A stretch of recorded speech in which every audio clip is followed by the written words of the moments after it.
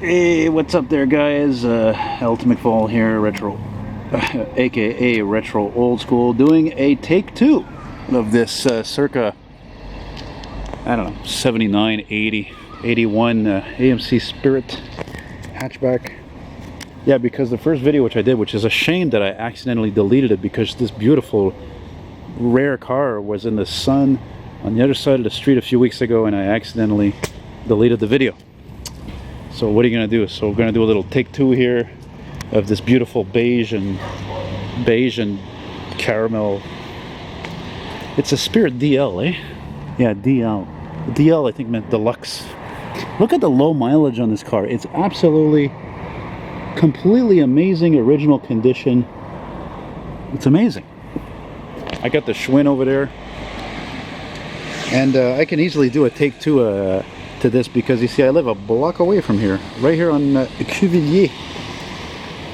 And I wish I could tell you that here in this hood of Montreal, known as Hochelaga, that there were lots of old cars, but actually there's way less old cars than there used to be, unfortunately. But there's still tons of vans. God almighty, no matter how much fucking gas those things take, people love vans out here. It's almost like everybody's dream is to own a fucking old goddamn Chevy or GMC or Dodge or whatever. I shouldn't say goddamn, that's a wrong thing to say.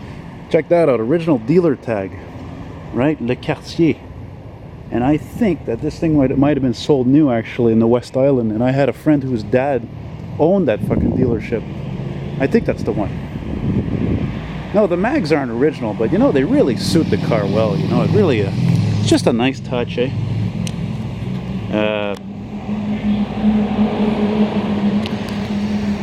When I was going out with this girl, one of the very few girls I went out with back in the early 90s, her brother had one of these, a brown one, an NDG. You might have saw it actually. I think he had it for a number of years, you know.